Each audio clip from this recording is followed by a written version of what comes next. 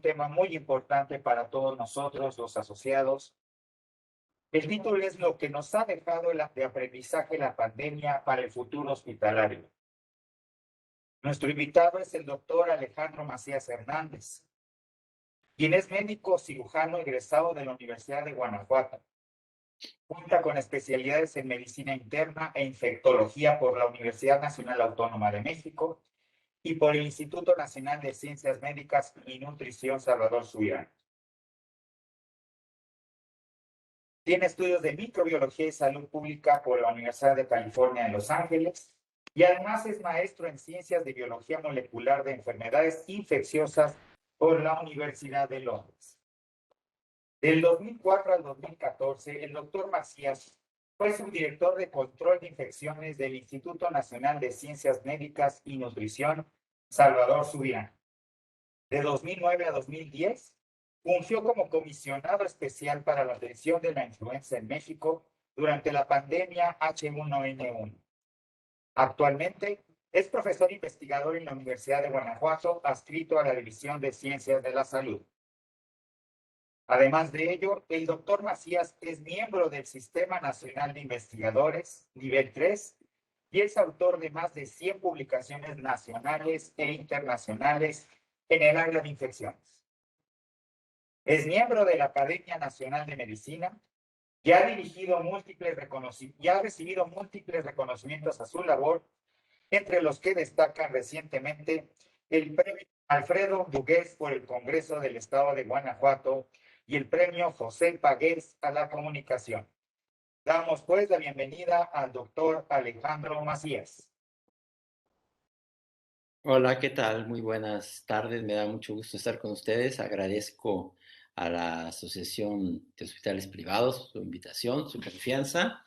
Eh, Mi objetivo será presentarles cómo veo yo las cosas y hacia dónde creo que deben ir o van a ir los hospitales. Entonces, si me permiten, voy a compartir mi pantalla. Creo que sí, ya ven ahí, supongo, déjenme ver. Ya estarán viendo ahí mi pantalla, nada más confírmeme, por favor. Sí, ya estamos viendo. Gracias. Perfecto, ok. Les comentaba que voy a ver cómo veo yo que se dirige la pandemia y hacia dónde creo que pudieran ir los hospitales. No tengo conflictos de interés, puse aquí el logotipo de la Universidad de Guanajuato, donde orgullosamente trabajo, puse también el logotipo de ustedes que me están invitando, pero dejo claro que ninguna de las opiniones que pueda expresar representan necesariamente ni la opinión, las posiciones de la universidad, ni las propias de su asociación. Creo que para entender el asunto este de la pandemia hay que entender a los coronavirus. Los coronavirus son virus que han entrado en el ser humano como pandemias y luego tienden a hacerse catarrales. Cuando alguien no tiene ninguna inmunidad contra ese coronavirus en particular, puede tener una enfermedad grave, pero en la medida que desarrolla alguna inmunidad, tiende a tener una infección que parece más bien de orden catarral. Sin embargo, también hay que decir que los coronavirus, aunque ya tengas inmunidad, no te dan un catarrito, ¿eh? Te dan una infección que te puede mandar a la cama buen rato. Y si tienes condiciones crónicas, te puede desorientar, te puede desequilibrar. Ese equilibrio que tienes, por ejemplo, si tienes diabetes, hipertensión, enfermedad crónica degenerativa y te encuentras en un equilibrio, la enfermedad, las enfermedades por coronavirus, aunque parezcan leves, te pueden desequilibrar y te pueden mandar a un estado de fragilidad y mandarte al hospital e inclusive ponerte en condiciones graves. Las variantes de los coronavirus van saliendo, puesto que los coronavirus tienden a irse adaptando en el ser humano para hacerse dos cosas. Primero, de mayor transmisibilidad. Eso es lo que le interesa. A los coronavirus no les interesa matarte, les interesa transmitirse mejor, pero también les interesa escapar a la inmunidad de manera que puedan reinfectar a los que ya reinfectaron. O sea, te quieren agarrar de cliente toda la vida. No les interesa, digamos, venderte una vez en la vida. Les interesa estarte infectando y reinfectando y obviamente quieren sobrevivir y no te quieren matar. Desde luego que los virus no piensan, pero evolutivamente es eso. Hay una cosa que nos debe quedar clara, ¿eh? las variantes de los coronavirus no evolucionan así como nos pintan la variante del ser humano, ¿no? Como que de un mono salió otro mono y luego otro mono y luego ya todo se depuró y salimos nosotros. No es así. O sea, un mono evoluciona por su cuenta, todos evolucionan por su cuenta y son tan refinados como nosotros. Y digamos que las variantes de los coronavirus son también así, o sea, la variante beta, la variante gamma, la variante alfa y la variante delta también derivaron del virus original de Wuhan en China que está aquí, pero cada uno es una rama diferente. No es que el Omicron haya crecido, digamos, sobre el esqueleto del delta y que ese a su vez creció sobre el esqueleto de la gamma. No, cada uno tiene su propia evolución y es posible que, por ejemplo, ahora Omicron nos deje una inmunidad que no necesariamente te proteja contra beta y que en el futuro esta variante beta pudiera reaparecer. Entonces, porque dicen, es que, ¿qué tal que aparezcan variantes nuevas? Bueno, variantes ya hay y de hecho pueden volver a aparecer. Parece en este caso, en este momento, poco probable, puesto que la variante Omicron eh, te deja ya inmunidad, al menos parcial, sabemos, contra la variante Delta y la variante Alfa y la variante Gamma. Probablemente no contra la variante Delta, pero es evidente que esta variante Omicron, que tiene menos gravedad, por lo que vamos a ver, va a estar con nosotros durante varios meses y a eso me voy a referir también. Vean cómo se sustituyen las variantes. En 2021, perdón, habían las variantes locales y ya para el 2021 a mediados empezaban a ser sustituidas por la variante gamma que venía de Brasil, por la variante alfa que venía de Europa. Pero ¿qué pasó cuando entró la variante delta por ahí de junio, julio? Pues prácticamente acabó con el cuadro, digamos que desde un punto de vista de mercado se quedó con todo el mercado. A las variantes no les gusta la competencia, ¿eh? Les gusta quedarse solitas. Vean lo que pasó en México con la variante delta.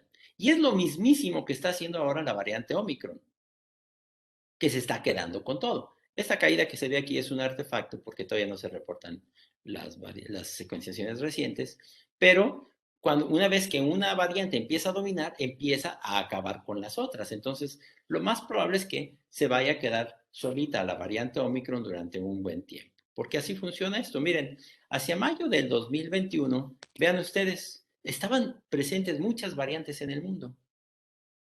La variante Delta ya se encontraba en el Asia, la ven aquí como variante verde agua, pero esta ven azul marino en los distintos países, por ejemplo en Norteamérica, predominaba la variante alfa, la que venía de Inglaterra.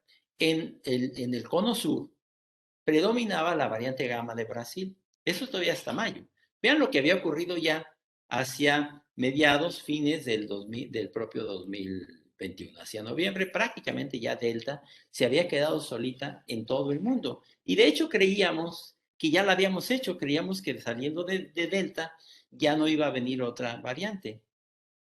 Sin embargo, no se trata nada más que haya una nueva variante, se trata que las nuevas variantes sean capaces de sustituir a la variante que está dominando en ese tiempo. Porque ustedes van a escuchar que, por ejemplo, dicen, es que a lo mejor ya hay una nueva variante que combina delta con alfa, que esto, que aquello. No es nada más que nos digan que tenga más mutaciones o que combina, sino realmente el meollo del asunto es, esa variante que están reportando es capaz de sustituir a la variante Omicron. Veanla aquí, la variante Omicron en este momento en prácticamente todo el mundo, y México no es la excepción, está ya sustituyendo a la variante Delta.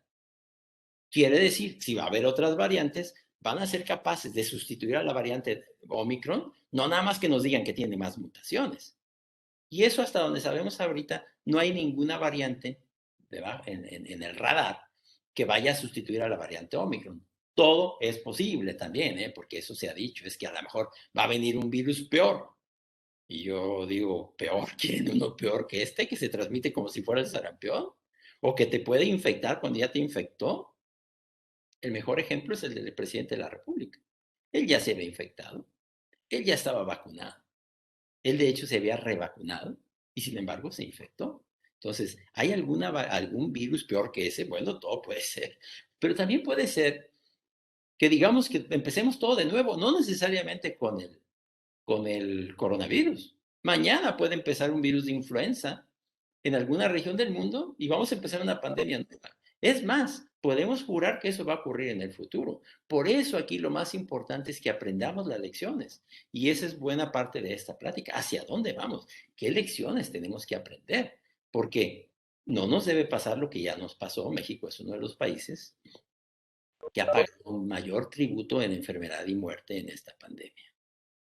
Desde un principio fue evidente que las nuevas variantes, ustedes tienen aquí en esta tabla el virus original de Wuhan y luego la variante alfa, esa que viene uno como 117, la variante beta de Sudáfrica y la variante gamma de Brasil. Fue evidente que contra el virus original, las vacunas todas, la de Pfizer, la de Moderna, la de AstraZeneca, Sinovac, Johnson, eran muy buenas.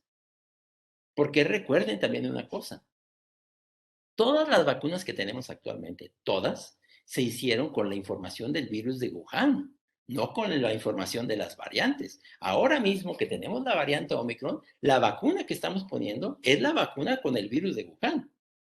Y sí fue evidente desde un principio que, por ejemplo, para esa vacuna, que en un principio parecía fabulosa, sin embargo, cuando apareció la variante beta de Sudáfrica, las vacunas ya no funcionaban tan bien.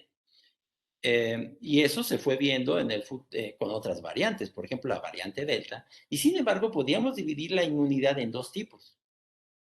La que te protege contra enfermedad leve y la que te protege contra enfermedad grave.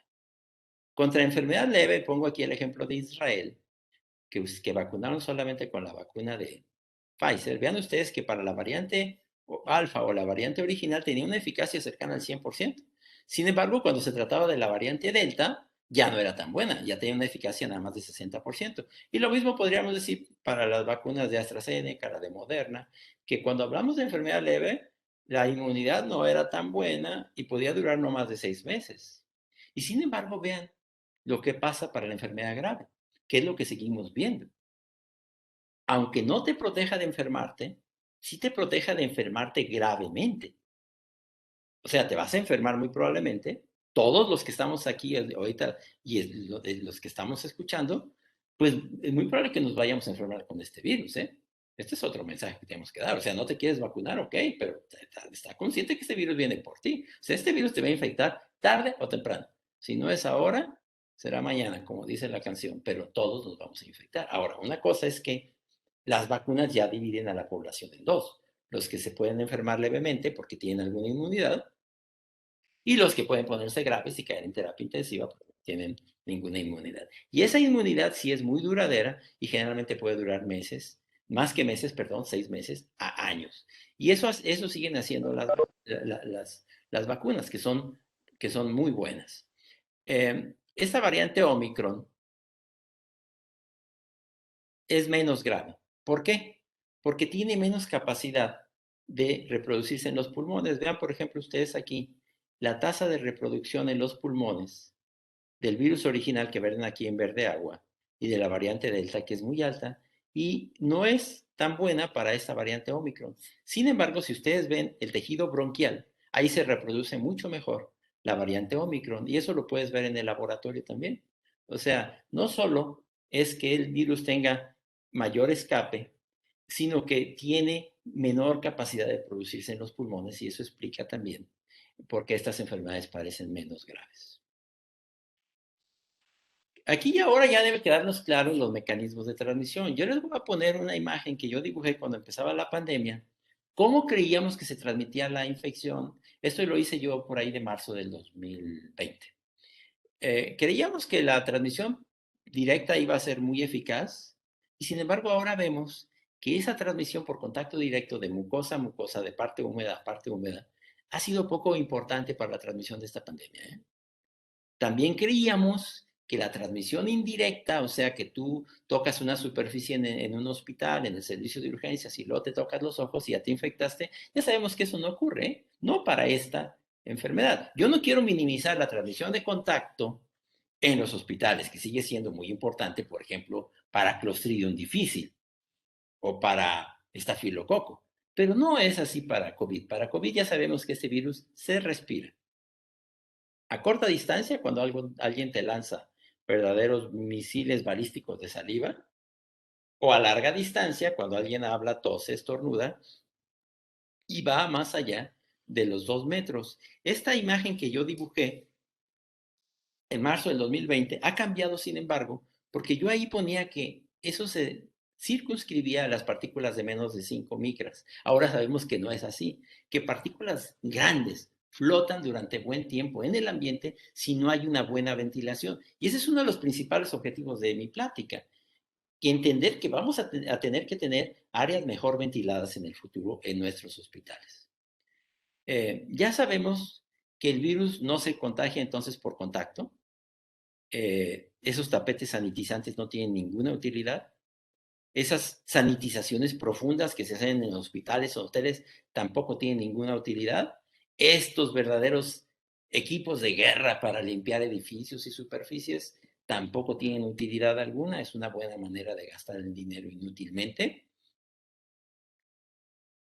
Investigadores de la Universidad de Florida demostraron, sin embargo, que este virus, y eso lo hicieron en un hospital, se contagia a largas distancias cuando hay gente que tiene el virus. Por ejemplo, ellos lo hicieron en esta habitación que estaba relativamente bien ventilada, con 6 cambios de aire por hora, 2 personas que no estaban graves, ellos tomaron el aire del ambiente y allí pudieron aislar el virus a distancia de más de 5 metros y pudieron encontrar que el virus era infeccioso. Entonces, sabemos que esto se transmite por el aire y a largas distancias. De hecho, si tú estás en el piso 11 de un edificio cerrado, alguien que está en el piso 12 y 13 te puede infectar si estás respirando el mismo aire que está respirando eso. Y eso lo vemos muy comúnmente en nuestros hospitales. Nuestros hospitales a veces son cajas completamente cerradas. Y yo sigo viendo eso en los hospitales privados y públicos. Tú llegas y te ponen una bata, te leen la temperatura, te ponen alcohol, te obligan a que te pongan una bata, un gorro, guantes, y sin embargo entras y las áreas están absolutamente cerradas, las habitaciones cerradas, la gente con COVID y las ventanas cerradas. Voy a hablar de los medidores de CO2 para que veamos a lo que me estoy refiriendo. Los cubrebocas han sido muy importantes y lo van a ser cada vez más en el futuro. Nos debe quedar claro que una política de prevención de enfermedades que se transmiten por el aire van a incluir, desde luego, los cubrebocas, pero también la ventilación de los espacios cerrados. Y debemos entender que las infecciones asociadas al cuidado de la salud, que así se les llama ahora, han venido por generaciones. Ustedes recordarán que hasta los 60, los 70, básicamente lo que teníamos eran infecciones de la herida quirúrgica. ¿Por qué no había infecciones, neumonías asociadas a ventilador, infección de la vía urinaria por zona de Foley e infecciones por catéteres? Pues porque no había eso, no había dispositivos médicos. Los dispositivos médicos empiezan a entrar en los 70, los 80 y dan una nueva generación de infecciones. Vienen las prótesis de cadera, de rodilla, de corazón, y esa ya es una tercera generación de infecciones. Luego, con el uso y abuso de antibióticos, viene otra generación de infecciones. Acinetobacter resistente, Pseudomonas aeruginosa multidrogo resistente, las infecciones por Klebsiella resistentes a carbapenémicos y la diarrea por Clostridium difícil. Es otra generación. Y ahora vamos a tener las generaciones por la mala calidad del aire y va a tener que evolucionar la higiene en nuestros hospitales. Agua limpia, necesitamos agua limpia para no enfermarnos, pero también aire limpia. ¿Y cómo le vamos a hacer aire limpio si tenemos hospitales que son cajas cerradas, donde estamos todos respirando el mismo aire y donde nos enfermamos de influenza y de virus respiratorios cada vez que hay una estación de influenza? Esto es lo que les decía. Una persona cuando habla, tose, estornuda, genera una nube que se va a flotar al aire. Algunas gotas muy grandes, particularmente las mayores de 100 micras, se van al suelo, como las ven aquí. Aquí está la persona hablando, tosiendo. Esta persona se puede salir de la habitación, entras tú después, y aunque ya esta persona no esté, está flotando el virus que dejó en el aire y te puedes infectar, aunque esa persona ya no esté presente. Eso lo pueden ver. Hay videos muy bonitos en internet. Esta persona en Twitter se llama en Twitter Microlevitator,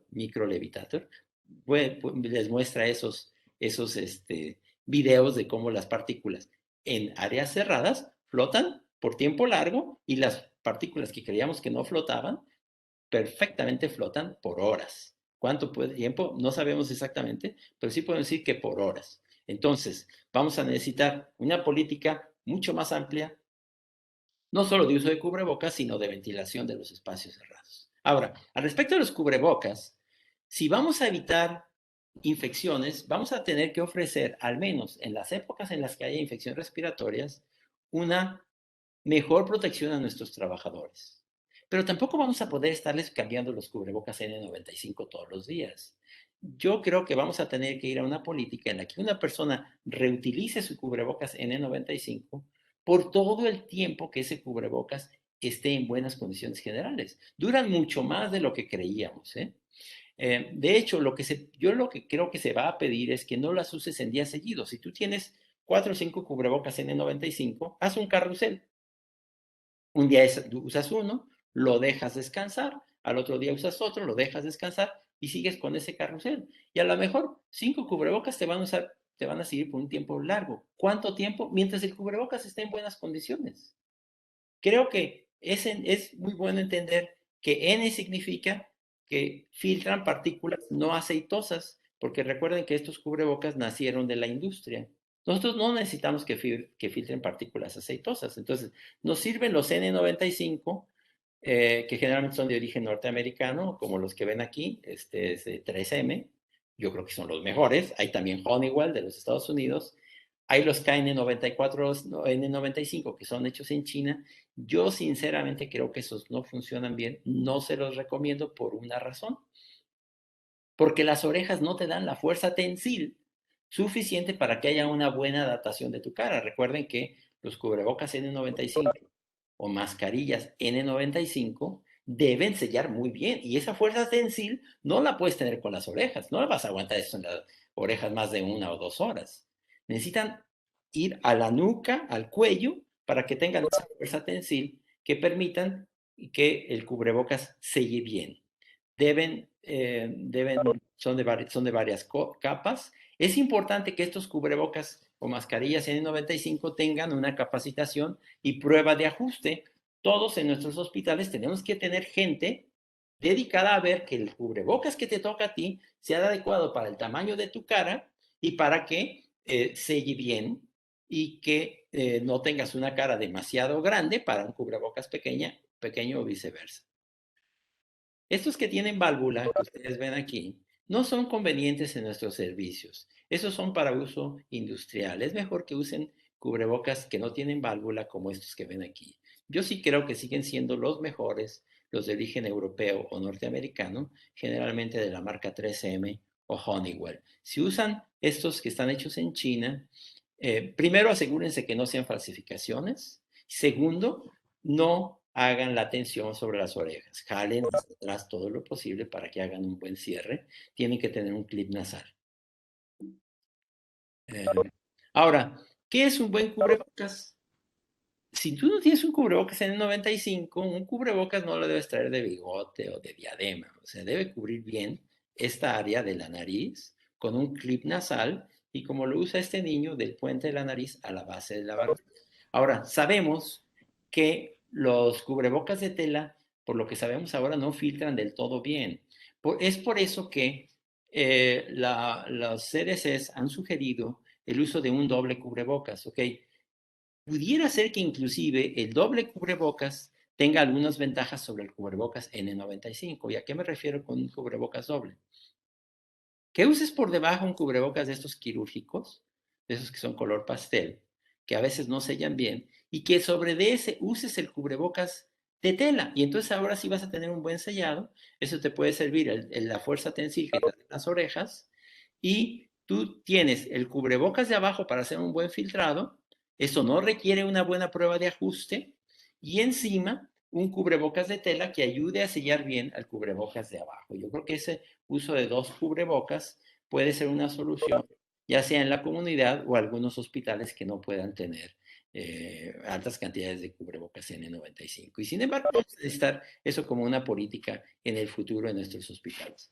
¿Qué es otra cosa? Los virus respiratorios se transmiten en interiores, ¿eh? Se transmiten muy mal en exteriores y eso hay que entender. Miren, aquí está el metro. En el metro se acumula seguramente en el aire un aire viciado. En este vagón del metro van más de 100 personas. Más de uno lleva el virus. Eh, si tú vas sin cubrebocas, te vas a infectar con casi toda seguridad. Ahora, si vas con un cubrebocas como esta persona que está aquí, eso reduce sustancialmente el número de virus que estás respirando. Y sin embargo, si es demasiado el número de virus, pues el cubrebocas tiene un límite.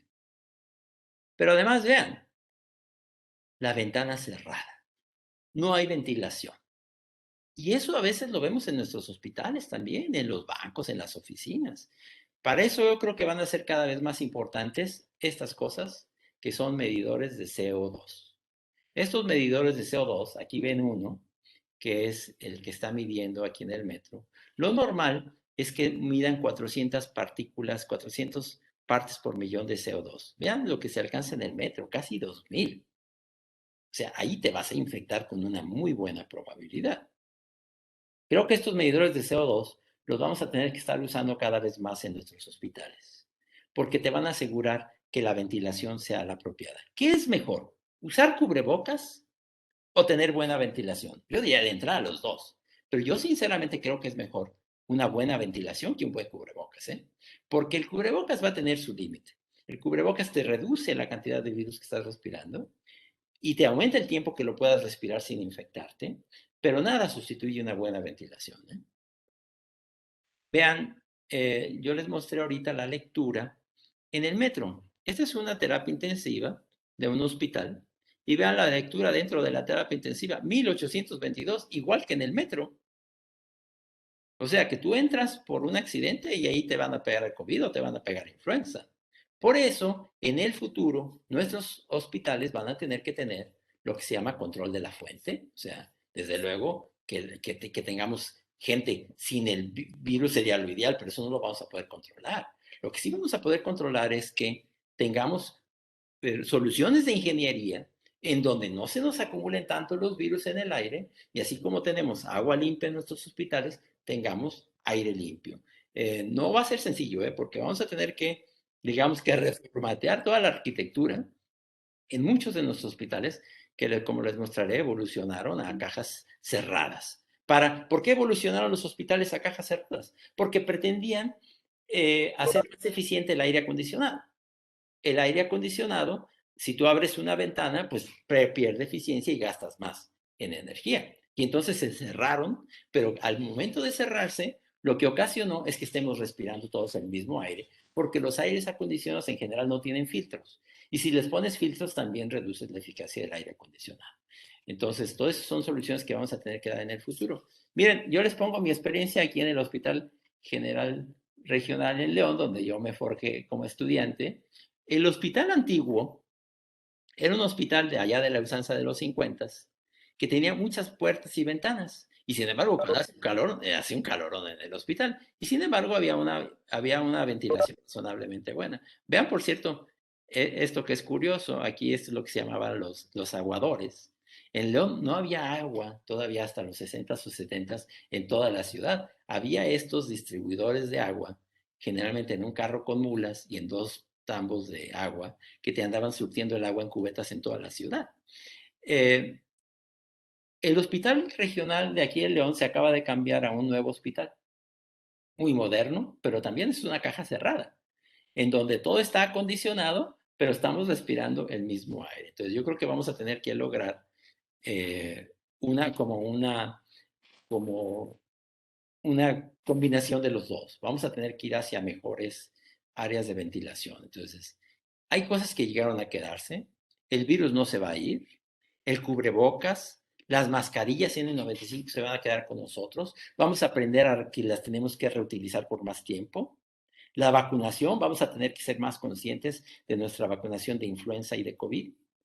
Vamos a tener que evolucionar también a diseños arquitectónicos abiertos o al menos no estar todos respirando el mismo aire. Vamos a tenerlo que filtrar con filtradores, con filtros como estos. Los sistemas de ventilación y filtrado.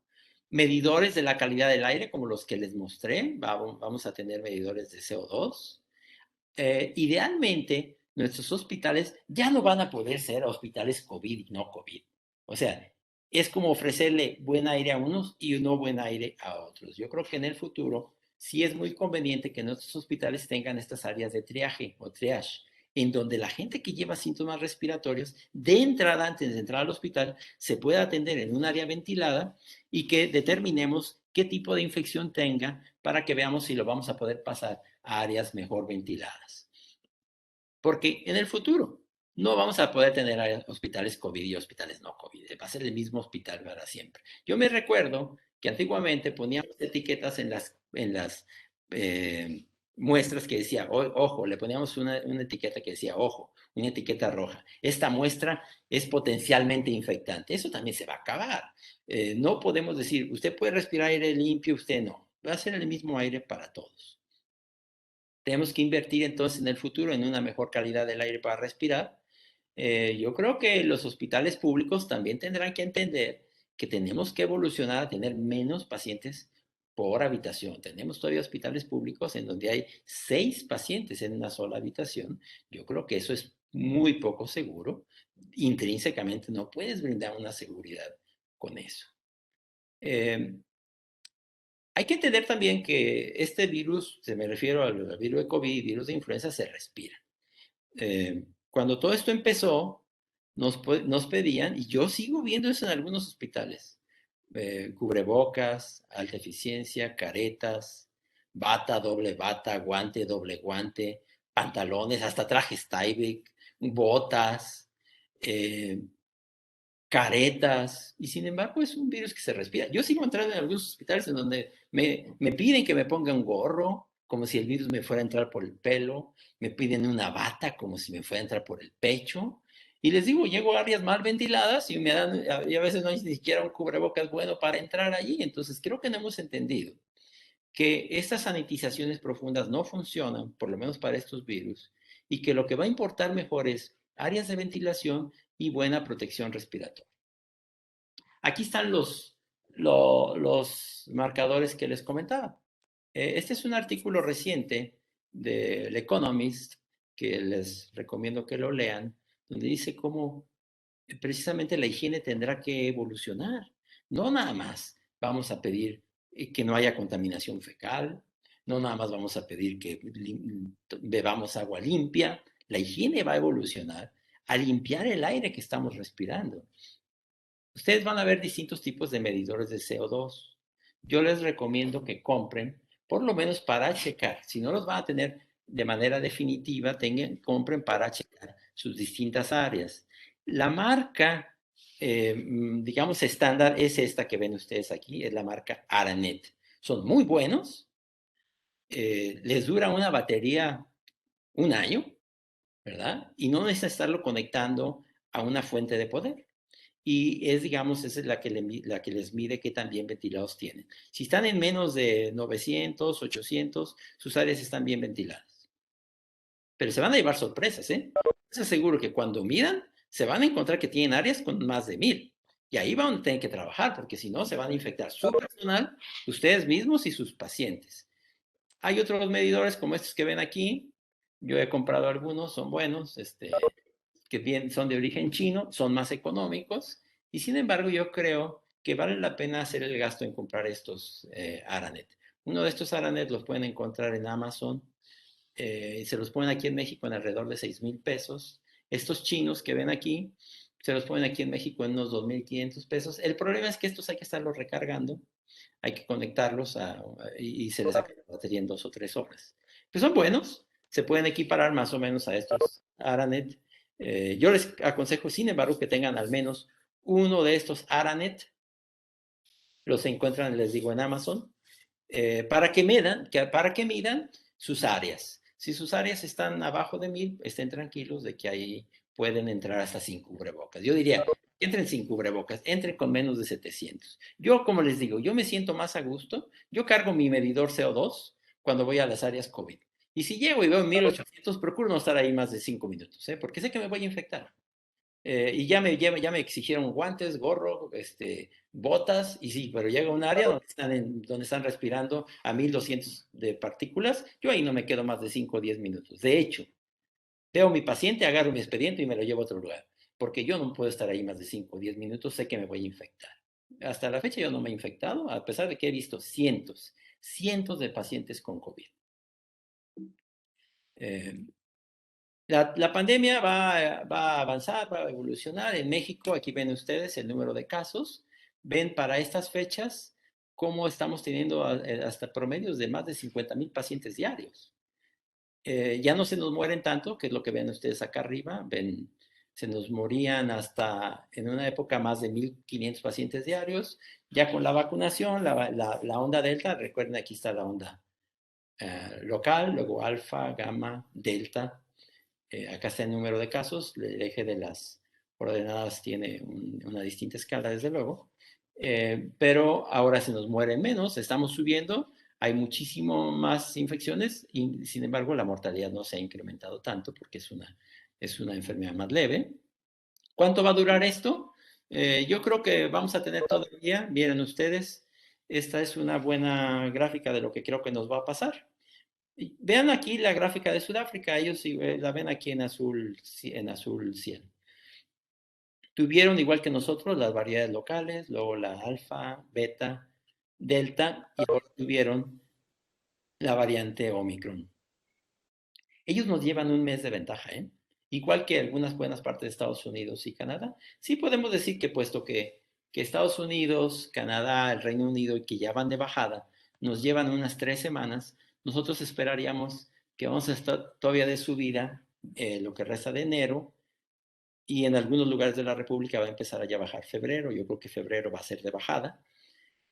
Marzo va a ser ya una etapa de meseta, como la que ya está teniendo ahora Sudáfrica.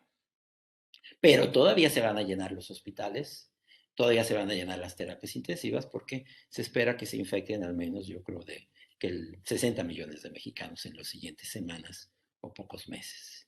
Vean ustedes Sudáfrica, como les decía, ellos ya van de bajada y sin embargo, aunque van de bajada, vean que los muertos se están incrementando porque recuerden que la mortalidad no viene al mismo tiempo. No te pones los enfermos graves y los que se mueren vienen varias semanas después. Al respecto del semáforo, la verdad yo siempre he creído que sirve de muy poco o de nada. Yo creo que, sobre todo que nos dicen hay camas con ventilador. Bueno, ¿qué te ganas de que tengas camas con ventilador si no te van a ofrecer una sobrevida? O sea, vean lo que nos ha pasado en México, en hospitales públicos y privados, que se compraron ventiladores, pero frecuentemente esos ventiladores se pusieron en camas sin personal capacitado. Te mandaron a ventilar los pisos en un ventilador en el que, pues la verdad, te ibas a morir de todos modos. Yo creo que ese también será uno de los grandes aprendizajes para todos. O sea, la ventilación mecánica tiene que darse en terapia intensiva o en áreas bien diseñadas con personal capacitado para que salgas vivo. Yo creo que ustedes saben de esto igual o mejor que yo. No hay una disciplina o una actividad más fina en la medicina que sacar vivo un paciente ventilado, ¿eh? O sea, yo creo que no es más difícil volar un Boeing 727.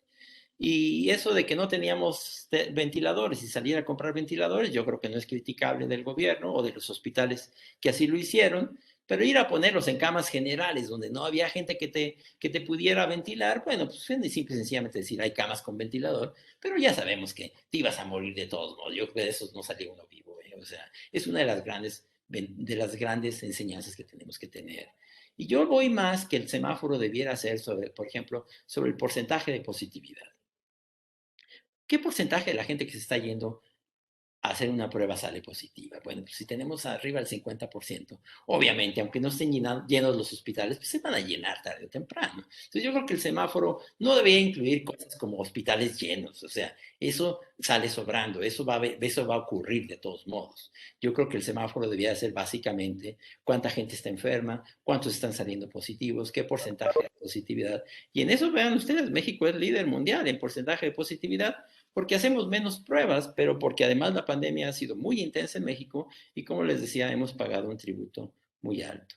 Otra cosa es que generalmente los virus respiratorios vienen en los meses de noviembre, diciembre, Y enero, febrero, recuerden el dicho popular que enero, febrero desviajadero, ¿verdad? O sea, los virus de coronavirus, como ven aquí, co-circulan con los virus respiratorios y los virus sinciciales respiratorios de los niños. Esas son áreas o temporadas en las que vamos a tener que tener un cuidado muy especial para una buena ventilación en nuestros hospitales y asegurar que todo nuestro personal esté vacunado.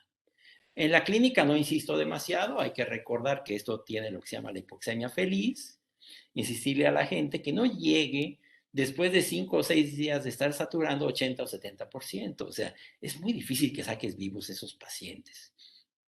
Hay que recordarle a la gente que no nada más vaya a que lo llenen de medicamentos, acitromicina, ivermectina, ceftriaxona intramuscular, levofloxacina, y lo peor, dexametasona, cuando ni siquiera has pasado los primeros 3 o 4 días. Yo creo que un pecado capital de esta pandemia en México fue haber llenado a la gente de dexametasona en los primeros 5 a 7 días de la enfermedad. Le echamos leña al fuego y no vigilamos la oxigenación. Entonces, la gente no se daba cuenta que estaba gravemente enferma porque el virus se mete al sistema nervioso central, no te deja darte cuenta que estás grave, estás oxigenando 80%, no te das cuenta, no tenías un oxímetro ni siquiera, y después de estar 4 o 5 días respirando 70 o 80% de oxígeno, recuerden que lo normal es más de 90%, pues llegas al hospital y es muy difícil ya sacarte vivo. O sea, y a veces le echamos la culpa al hospital, pero ¿cómo te íbamos a sacar vivo cuando tienes tal deuda de oxígeno? El oxígeno, la hipoxemia, hace que tengas permeabilidad vascular, que se disparen los mediadores de inflamación, que se te inunden más los pulmones y entras en un círculo vicioso donde te va a dar una neumonía muy grave que es muy difícil sacarte viva ya en el hospital. No me detengo mucho en esto. Recuerden que diagnóstico hay básicamente pruebas de antígeno que deben hacerse exclusivamente, yo creo, en gente que tenga síntomas. Si la prueba de antígeno se hace cuando hay actividad clínica, no así la prueba de PCR que es positiva desde antes de empezar la actividad clínica hasta después. Ahora, esto también es importante. Generalmente le piden a la gente para volver a trabajar que tenga una prueba de PCR negativa. No hagan eso. Las pruebas de PCR pueden seguir siendo positivas, como ven aquí, hasta meses después de que ya te aliviaste. Si quieres pedirle una prueba, en todo caso, pedirle una prueba de antígeno. Si una prueba de antígeno es negativo, es muy poco probable que ya seas contagioso. Por otro lado, tampoco usen para eso pruebas de anticuerpos, porque las pruebas de anticuerpos son positivas cuando ya te estás curando. No me meto mucho en eso porque no es el objetivo de esta plática. Tampoco voy a insistir mucho en el manejo y, sin embargo, creo que sí vale la pena recordar que los pacientes con cuadros leves básicamente necesitan vigilar la oxigenación. Y es algo que por desgracia no hicimos en el primer nivel de atención.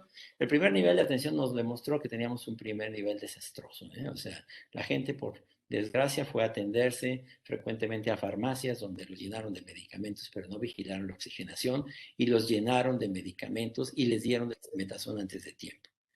Los pacientes ya con cuadros más serios podrán recibir antivirales, qué sé yo, probablemente anticuerpos monoclonales, pero sobre todo ya gente en los hospitales, ¿cómo los vamos a sacar vivos? Pues eso va a seguir siendo a través de la oxigenación, y ahí sí puede ser la dexametasona, los esteroides, una buena ventilación mecánica. Yo creo que si no tienes capacidad para dar una buena ventilación mecánica, mejor no la des, digo. Eso de meter a los pacientes a un ventilador, cuando sabes que no los vas a sacar vivos o cuando sabes que tienes muy pocas probabilidades y simple y sencillamente los vas a meter en un ventilador, cuando sabes que se van a morir de todos modos, yo creo que eso es poco ético. Y los pacientes graves pues podrán tener también acceso a otro tipo de medicamentos como el baricitinib, el tocilizumab. No es el objetivo de esta plática, pero sí me gustaría recordarlo. Eh, las vacunas salvan vidas, la vacunación salva vidas. Vamos a tener todavía vacunas de ARN mensajero, vacunas de virus vectores como la de AstraZeneca, CanSino, Johnson Johnson, vacunas de virus completos como las vacunas chinas. ¿Cuál es buena? Todas son buenas, ¿eh? Todas son buenas, sobre todo para una cosa, para que no te pongas grave y que no te mueras. Ahora, sí es verdad que, por ejemplo, las vacunas de ARN mensajero, que son nuevas, son muy buenas para evitar la enfermedad, inclusive la enfermedad no grave. Pero a una pregunta específica, ¿cuál es la mejor vacuna? Yo sigo insistiendo que la mejor vacuna es la que te toca, la que te ofrecen. Porque México tuvo que salir a comprar vacunas de todo tipo, de chile dulce y de manteca, y ponte la que te toque. Y si te ofrecen una revacuna, el que está revacunado está más protegido. y el que tiene 3 está mejor que el que tiene 2. El que tiene 4 ya no está necesariamente mejor que 3. Ponte la vacuna que te estén ofreciendo, que es la mejor para ti. En el futuro vamos a combinar vacunas. Ahora sabemos que se pueden combinar casi todas las vacunas de la manera que tú quieras.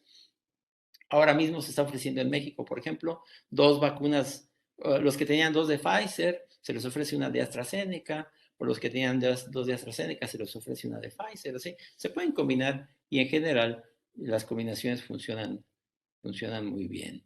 La gente que necesita un refuerzo generalmente será sobre todo la gente de edad avanzada, la gente con enfermedad crónica, y esas es una experiencia de Israel, por eso le pongo ahí el elefante en la habitación, porque es evidente y a veces no lo vemos, pero en Israel ya se demostró que les decía, 3 vacunas son mejores que 2, 2 es mejor que una, y lo peor es no estar vacunado. Los anticuerpos disminuyen con el tiempo. Si tú revacunas, incrementas la actividad de la inmunidad celular también. Pero sobre todo la experiencia en Israel, que fue un verdadero laboratorio de observación, es que la dosis de refuerzo reduce la mortalidad y la infección. ¿Cuándo vamos a alcanzar esa inmunidad de rebaño? Se suponía que México hasta mediados de 2022, 2023, algunos países eh, como los países africanos, asiáticos. Yo creo que, a ver, inmunidad de rebaño nunca vamos a tener, ¿eh? O sea, porque inmunidad de rebaño se define como el momento en que ya no se transmite la infección porque ya la gente tiene inmunidad. Vamos a tener inmunidad de grupo.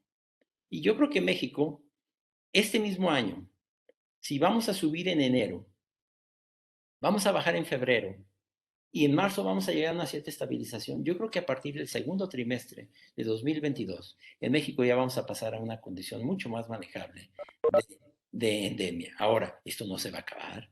Todavía va a haber gente enferma, todavía va a haber gente que, ya hay que entenderlo, esto no es un catarrito, porque hay gente que dice, pues entonces si la Omicron es muy leve, pues voy a infectar de una vez. No, no hagas eso. Todavía te puede mandar al hospital, todavía te puede mandar a la terapia intensiva. Pero México, por ejemplo, no es como un país. México es como muchos países. No vamos a salir todos al mismo tiempo. Unos entraron antes, Ciudad de México entró antes, otros entraron después. Entonces los que entraron antes saldrán antes, hay que seguir vacunando y hay que seguir mandando el mensaje de evita tumultos, los que puedan trabajar desde casa, háganlo, cubrebocas, bien utilizado, distancia, ventilación de los espacios cerrados, yo creo que ese sigue siendo un mensaje. Y en el futuro, estoy a 2 minutos de terminar. Vamos a formar paredes inmunológicas, no vamos a tener inmunidad de rebaño, pero sí gente con cada vez más nivel de inmunidad, que la gente de bajo riesgo le ofrezca una protección a la gente de muy alto riesgo, niveles altos de vacunación, nos darán ya una población más inmunizada, en donde el virus va a tener más dificultades para transmitirse, y ya estamos aceptando que esa pared inmunológica es posible contra lo que no es posible, que es lo que se llama la inmunidad de rebaño, que es la que veían ustedes aquí. O sea, estábamos pensando que íbamos a llegar a un momento en que ya había inmunidad y que el virus iba a desaparecer. Eso no lo vamos a lograr, ¿eh? O sea, el virus salió de Wuhan, tenía un R0 de 2, o sea, R0 es un infectado, ¿a cuántos más infecta? A otros 2. Después se fue al norte de Europa, la variante alfa ya infectaba a 4 o 5, la variante delta 5 8, esta variante Omicron infecta a 10 o 15, ya se parece a las paperas o al sarampión, y entonces vamos a estar como en esta paradoja de Aquiles y la tortuga, que creemos que ya la vamos a alcanzar, pero ya avanzó un poquito más, ya avanzó un poquito más, y esa inmunidad de rebaño no la vamos a alcanzar. Vamos a alcanzar buenos niveles de vacunación, buenos niveles de inmunidad, pero la pandemia va a pasar a un nivel más manejable, pero el virus no se va a ir, eso ya es más que evidente. Esta es mi última proyección, y yo creo que sí la quise dejar como eh, las lecciones. México tiene que invertir más en salud, o sea, México no puede ser el país que menos invierte en salud. Me refiero a una inversión pública y privada. Tenemos que tener mejores atenciones primarias en nuestros hospitales, en nuestros consultores primarios, en las farmacias. Estamos sobremedicando a la gente, pero descuidamos lo esencial, que es la buena condición, la oxigenación. Tenemos que tener mejores terapias intensivas. Cuando todo esto empezó, México, que es un país de 130 millones de habitantes, no tenía, digamos, 2,000 camas decentes de terapia intensiva. Me refiero, no que diga ahí terapia intensiva, que ustedes saben que es terapia intensiva con intensivistas, enfermeras, gente capaz de sacar a esa gente viva. No teníamos más de 2,000 camas en México. Para un país de 130 millones de habitantes, necesitamos invertir más en eso.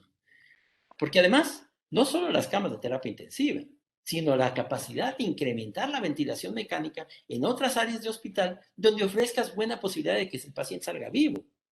Porque tenemos, digamos, un hospital grande tiene 10 camas de terapia intensiva, pero no están vacías, están ocupadas. Las capacidades de incremento de ventilación tienen que tener buena posibilidad de sacar al paciente vivo.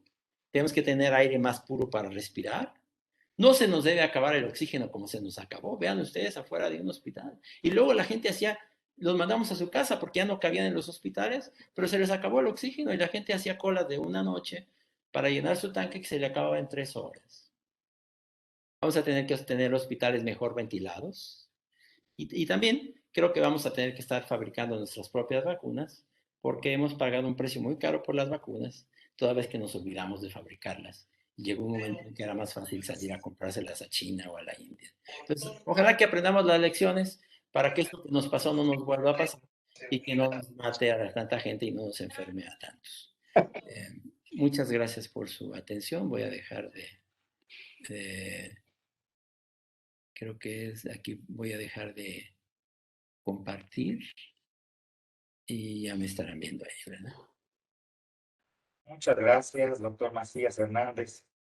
Si nos permite, procederemos a que los participantes hagan preguntas sobre su excelente conferencia y le voy a hacer la palabra a mis compañeros, los moderadores de esta ocasión, que es la licenciada Mónica Rendón Bonilla, del Hospital Corporativo Satélite, y al doctor Carlos Dueñas García, de los Hospitales San Javier. Adelante. Adelante, compañeros.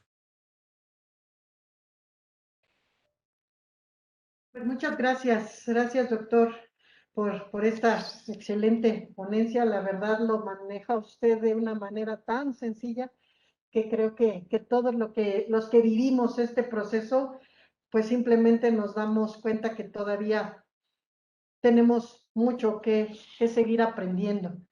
Eh, Algo que ha sido muy complicado para nosotros, el sector salud, que hemos tenido que estar ahí en la punta de lanza con esta pandemia, ha sido encontrar esas fuentes de información que nos ayudaran a ir tomando las decisiones dentro de las organizaciones. Y al día de hoy, inclusive, todavía en la Secretaría de Salud, pues no tenemos los manuales que nos ayuden a cómo debemos utilizar los equipos de protección personal, cómo debemos garantizar o buscar proteger a nuestros colaboradores. En esta pandemia, pues en esta cuarta ola, muchos hospitales llegamos al 10% de nuestro personal contagiado con la crisis que eso provocó en las áreas de atención.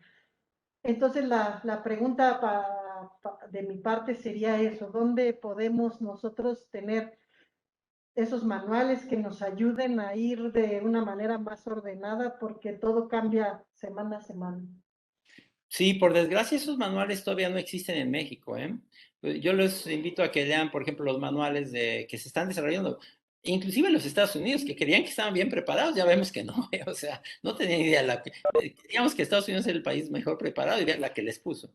Entonces, no, todavía no los tenemos y sin embargo, si ustedes quieren consultar los sitios de CDC, ahí ya empiezan a desarrollarse manuales. Yo sí creo que vamos a tener que desarrollar nuestros propios manuales en donde nos diga qué vamos a hacer. Primero, en la etapa interpandémica a la que vamos a entrar. ¿Qué tenemos que tener listo antes que llegue la pandemia? Y luego, ¿qué vamos a desatar en el momento que empiece una pandemia?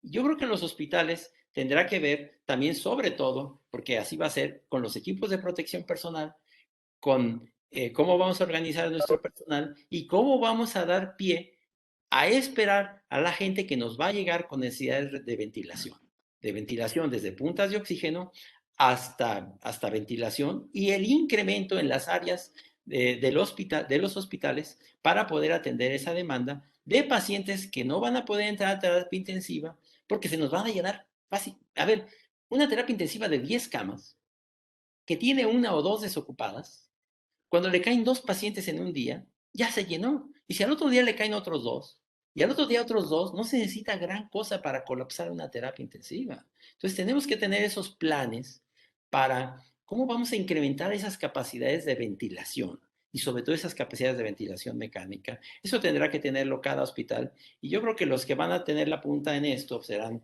esos sitios en los Estados Unidos. Consúltenlos, son los sitios del CDC.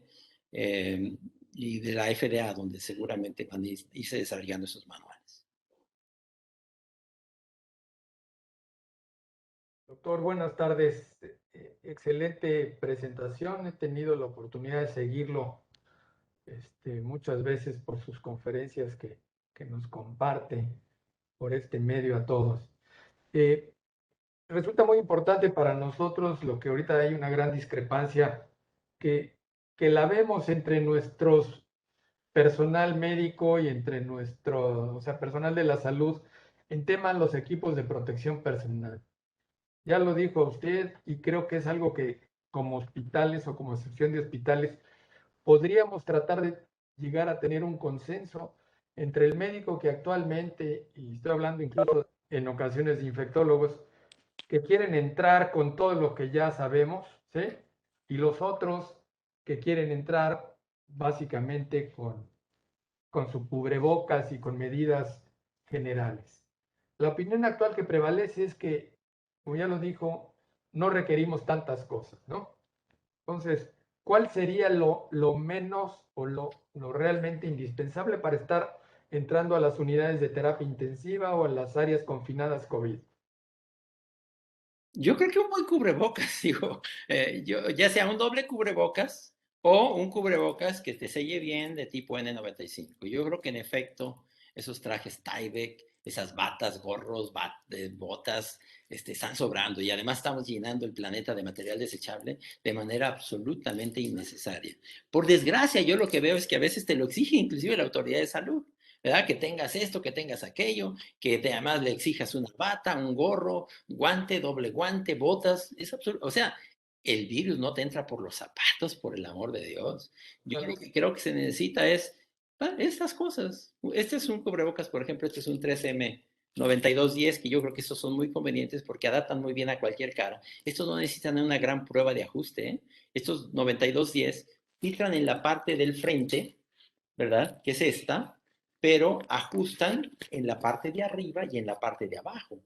Entonces, no sé, cada quien tendrá su política, pero creo que tendremos que evolucionar a que la gente sepa usar sus cubrebocas N95 o un doble cubrebocas. Y eso es lo que hay que pedirle, ¿verdad? Porque otra vez botas, pantalones sobre pantalones, batas, doble bata, gorro, caretas. O sea, yo creo que lo que necesitas es un buen cubrebocas. Yo, por ejemplo, que les estoy diciendo esto, vengo de entrar ayer a los hospitales donde, bueno, yo ya no me peleo, porque además yo sé que no es culpa del personal. Yo no voy a llegar a pelearme con la enfermera que me dice, doctor, por favor, póngase su bata, doctor, póngase su gorro, póngase sus botas. Bueno, la enfermera no tiene la culpa. El enfermero no tiene la culpa. A ella le dicen que lo haga y yo tengo que respetar eso. Pero sí me canso de comentarles a los directivos, oye, a ver, las áreas COVID tienen que estar bien ventiladas. Yo llego con mi medidorcito de CO2, ¿verdad? Y me encuentro áreas con 1500. Yo ya ahí salgo corriendo en 5 minutos. Pero eso sí, unas batas, un gorro, cubrebocas, botas, doble botas, pero están respirando el mismo aire de todos.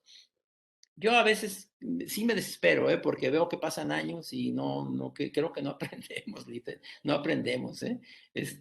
En la consulta externa siguen llenando a la gente de dexametasona, los hospitales siguen con los mismos procedimientos y yo veo que pasan 2 años y que no hemos aprendido nada. Yo creo que, ¿cuál es la diferencia? Pues yo creo que tenemos que aprender. Aquí lo que se necesita es ventilación y un buen equipo de protección personal para la respiración. Párale de contar. Muy bien. ¿Alguien de la de los participantes de la audiencia quisiera hacer algún comentario, una pregunta. Sí, yo tengo una pregunta, doctor. A ver, entonces, si entendí bien, el carrusel, que se me hace muy interesante, sería recomendable también con los quirúrgicos de 3 capas. Esa es una pregunta. La otra pregunta es, una política adecuada sería darle al personal clínico los N95 y al resto del personal administrativo los 3 capas con el de tela arriba para ajustar. Y la última pregunta es si los filtros EPA funcionan bien, porque es muy difícil cambiar lo mismo que usted decía, a que sean ventilados los edificios. Por ejemplo, nosotros estamos en Tampico, donde sería imposible estar con el aire acondicionado prácticamente, creo. Entonces, esas serían mis preguntas, doctor. Sí, a ver, bueno, sí, la política de cubrebocas, la gente que esté, lo que pasa es que, mira, a ver, estamos hablando de gente en alto riesgo y gente de bajo riesgo, yo creo que eso no existe. Yo creo que, por ejemplo, la política de vacunación en México tuvo un pecado capital. Considerar que la gente que trabajaba en los hospitales privados no tenía riesgo, tenía menos riesgo, pues ¿de dónde sacaron eso? Así, ahí se nos infectaba tanto la gente. Yo creo que todos tienen más o menos el mismo riesgo, pero ok, a ver, la gente que trabaja en áreas COVID sí necesita cubrebocas N95. Ahora, si no saben usarlos bien, pues yo creo que es tanto mejor usar un doble cubrebocas, uno de esos azulitos con un cubreboca de telas encima. ¿Cuánto tiempo los puedes reutilizar? Los cubrebocas de alta eficiencia. Miren, yo estos cubrebocas, yo tenía cuando empezó la pandemia hace 2 años, 30 que compré. Les quiero decir que me sobran 5, ¿eh? Yo los otros 25 me han servido para toda la pandemia. Yo tengo mi carrusel. Mientras los veo en perfecta condición, yo los sigo usando. Nomás lo dejo descansar 1, 2 o 3 días.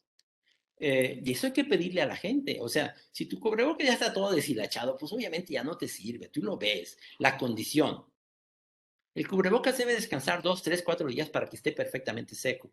Lo mismo esos cubrebocas quirúrgicos de color pastel, pues si ya empiezan a verlos deshilachados, no, eso ya no lo reutilicen. Pero si está en una perfecta condición clínica, lo puedes reutilizar varias veces. ¿Cuántas? Eso no está escrito, pero yo creo que es sentido común, ¿verdad? Porque también les digo, no vamos a estar cambiando cubrebocas N95 todos los días a todo el personal, pues no va a haber dinero que ajuste, pero además no va a haber dinero que ajuste, vamos a llenar al planeta innecesariamente de un material desechable que no tiene ninguna justificación.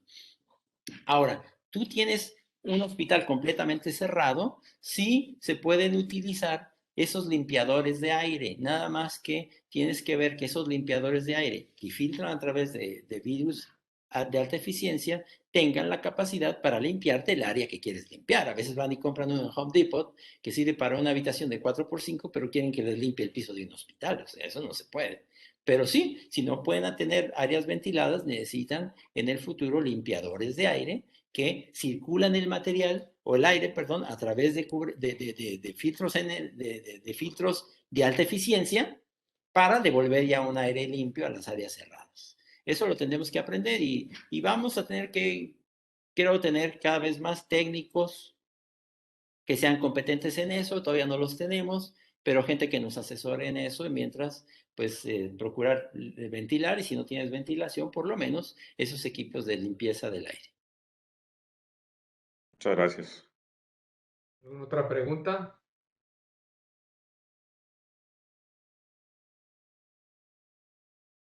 Pueden también ponerlas por escrito en el chat y aquí nosotros las estaríamos dando lectura. Buenas tardes, doctor. Primero, antes que nada, felicitarlo por su excelente ponencia. Nos puso en un contexto general todo lo que se ha vivido durante esta pandemia. Tengo una duda en cuanto al intercambio de aire. Mencionó, si me parece bien y entendí bien, 6 litros, sí, 6 litros 6 recambios por hora. ¿Las recomendaciones actuales siguen igual? ¿Hay algún cambio por la parte de ventilación, sobre todo en el parte de oficinas, o esto es muy enfocado hacia el área donde tenemos a los pacientes con coronavirus? Sí, más o menos son una habitación bien ventilada, debe tener unos 5 o 6 cambios por hora. Por ejemplo, mira, si tú tienes una habitación que mide 3 metros por 4 metros, tiene 12 metros de superficie y tiene 3 metros de altura, entonces tiene 36 metros cúbicos. El equipo que tú tienes para limpiar esa habitación, tienes que multiplicarlo por 5 o 6. O sea, tienes que tener un equipo que tenga 200 metros cúbicos por hora de recambio para que sea capaz de darte 5 cambios por hora en esa habitación, ¿verdad? Entonces, eso se calcula de acuerdo al volumen de la habitación o de las áreas que tú quieras ventilar, ¿verdad? Entonces, en general se consideran 5 o 6 cambios por hora es lo adecuado. Y yo les digo, si hay ese tipo de ventilación, yo le voy más a eso que a un buen cubrebocas, ¿eh?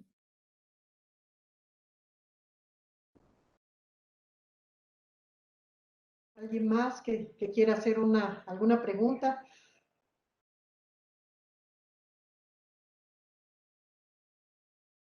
Muchas gracias, doctor Alejandro Macías. Fue una ponencia excelente, valiosa para los directivos de hospitales privados.